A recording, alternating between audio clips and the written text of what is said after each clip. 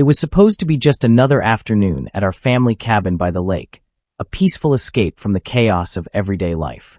My daughter, a retired Delta Force operator, was visiting, taking a much-needed break after years of intense work.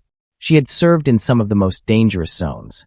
And though she was now retired, the training, discipline, and calm under pressure were still a part of her.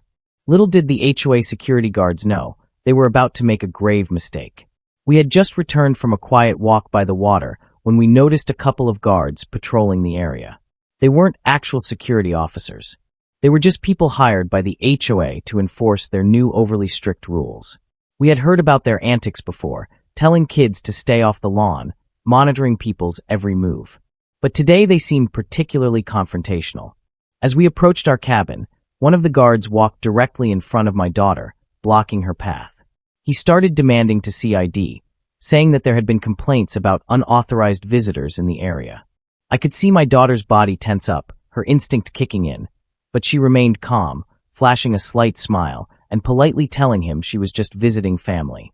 But the guard, seemingly having power issues, wasn't backing down. Without warning, he reached for his belt and pulled out a gun, pointing it at her chest. My heart dropped as I instinctively took a step back, unsure of what would happen next. But my daughter didn't flinch.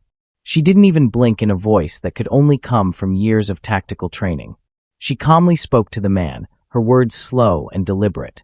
"Put the gun down now." Her voice held no fear, only authority. The guard froze, the gun still in his hand, but shaking slightly. He hadn't realized who he was dealing with. He had just threatened someone who had seen real danger.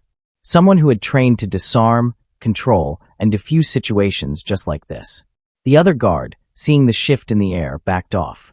The first guard, realizing his colossal mistake, slowly holstered his weapon and apologized, his face pale with embarrassment. My daughter simply turned and walked back into the cabin unfazed, as if nothing had happened. She had seen worse in her time, but the thought of someone using such power so carelessly still left a bitter taste.